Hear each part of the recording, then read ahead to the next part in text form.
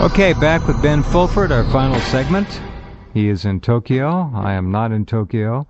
All right, Ben, we got one segment to go here. All right, I want to tell you that the Chinese Politburo actually sent an envoy to talk with me, and they promised to make available billions and billions of dollars to actually start building the factories in April.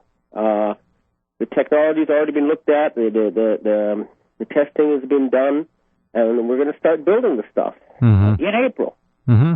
And the United States has all this technology that they've suppressed for so-called national security reasons. Right. And if they don't hurry up and start developing that themselves, you're going to end up like in the Stone Age compared to Asia. Well, the Chinese railroad industry is now making overtures and apparently going to try to get into the bidding to build true high-speed rail here in America. When Obama forked over $8 or $9 billion and called it high-speed transit money, that was a load of crap. It's for the same trains, the same tracks, just to improve the tracks, clear the tracks, and reprioritize some of the shipments of dry goods and cargo goods. They're selling everything they've got to keep themselves going with a little bit longer. That's all. They say, okay, hey, we'll sell you our rail infrastructure. Just give us a few more dollars. Roll us over a few more days. That's all it is. They've been betraying your country. They've been handing everything over to China. We've been sold out so severely, Ben. There's not much left.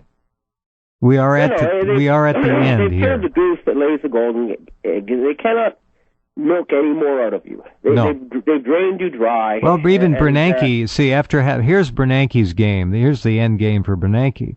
He announced 2 weeks ago, maybe 2.5, that the Fed would no longer print money to subsidize American debt. That's pulling the rug out from under the drug addict, if I've ever seen it. Well, I have a sneaking suspicion that a lot of the people working at the Federal Reserve Board, because I used to cover these people, I used to go to their press conference all the time. First of all, they did not know what was really going on. And secondly, they're mostly decent people, and then they're fighting from the inside. It may even be that Bernanke, follows orders, and always has, but maybe he's now with the good guys. We can only hope.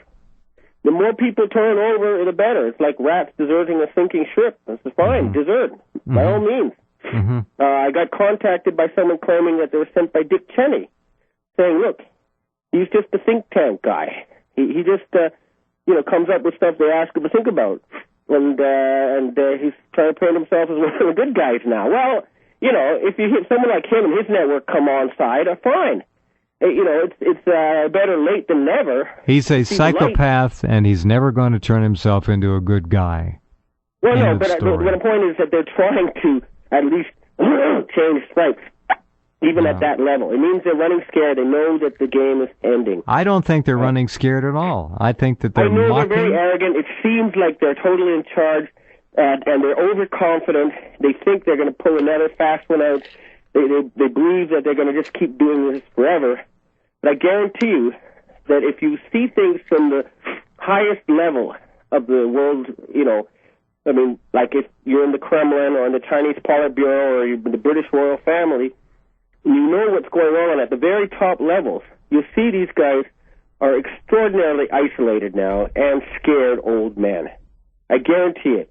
If you're still, unfortunately for most people, they won't know until, just like happened in Japan at the end of World War II, suddenly the emperor appears on the radio and says, actually, we've been lying to you about the war and we just lost. Well, until that announcement happens, I'm afraid the brainwashed majority is just going to keep going along with, drinking their acid-spiked Kool-Aid and thinking everything's great. It's a fact. It's an unfortunate fact that so many people can be fooled and brainwashed, but it's the reality. Well, when you own the media, it doesn't present a particularly difficult obstacle. You start cradle to grave, and you've got that paradigm completely in hand now. So they bought the textbook companies, and then they bought out the universities. Of course. They slowly, for the past 100 years, undermined what was a vital and creative and productive country. And I've heard, by the way, that they're going to rewind the world's financial system all the way back to 1916. And 1916 is the year that the Federal Reserve Board actually became active. The law was passed in 1913, but it didn't really start taking control until 1916. So everything's going to be rewound back to that. There's going to be a big debt forgiveness, huge changes.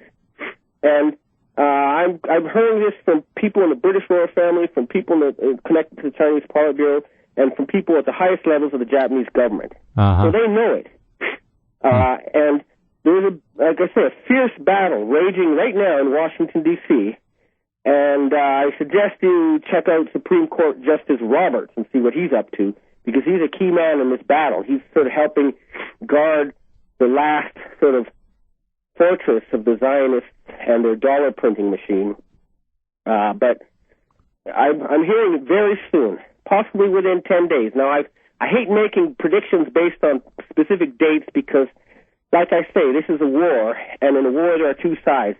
It's like the Americans predicting they would be in Berlin in December at the end of World War II, and it took until May because there was this thing called the Battle of the Bulge. But with all those caveats, I'm hearing by the end of this month, actual stuff will take place that even the most brainwashed among you will realize is big and historical. Well, and it's going to be happening bit by bit. The health, it has to be all at once. The health reform bill was one of those things that you've just described. Well, the health reform bill, I think, it's a shift of power, Ben. For them to appear nice while going about their business as usual. It's a massive shift of power. Yeah, look, we provided universal health coverage, just like the Nazis did. Well, they haven't. They're forcing people to pay money they don't have for services they're not going to get. And this is a massive shift of power from the, so-called yeah, but it ain't gonna congressional work. branch. They're not going to get away with it. I love the way you say that, and I hope you're right. But again, you see, you're a prisoner inside that matrix, and everything looks worse from in there, especially... Like, I forgot, I went recently, for the first time in a long time to the Foreign Correspondents Club, and I have these people who are, highly educated, intelligent foreign correspondents from major media, and they seriously don't get it. And that, I forgot how thoroughly the brainwashing has been placed on your minds. And so it's kind of a shock to see how far gone you are, but there's a key critical mass of intelligent, educated people in positions of power. This is the hippie generation that is aware and making changes. There is a revolution, a worldwide revolution is happening. The free energy technology is the key. We're building the factories. Nothing's going to stop us. Once that's it, the whole oil lobby, the military lobby, the pharmaceutical industries, they're going to have to totally transform or go extinct. I guarantee you this 100%. There's no stopping this now. It's reached a critical mass. I wish people could see how the world looks from outside of the United States. Well, I do too. That's why you're on the program, to try and give us an idea. And, just one little note, the Japanese exports were up 45% year on year in February. Right. It's just a little sign. When you read stuff about Japan going bankrupt and all these problems in your press, it's pure nonsense. Yeah. What do you make of the Toyota accelerator, the sticking accelerator issue? Is that a contrived issue to try and knock Toyota back? There's a microchip in the cars they can hack and cause that to happen. Right. This is what I've heard about that. So it was contrived. I mean, of course, but it's so stupid. I mean, first they twist Toyota's arms to build factories, state-of-the-art factories in the United States to give high-paying jobs to Americans. Sure. And now they're trying to shut these factories down. And they're not punishing Toyota, they're punishing ordinary Americans who work in these factories. Mm-hmm. It's a very, very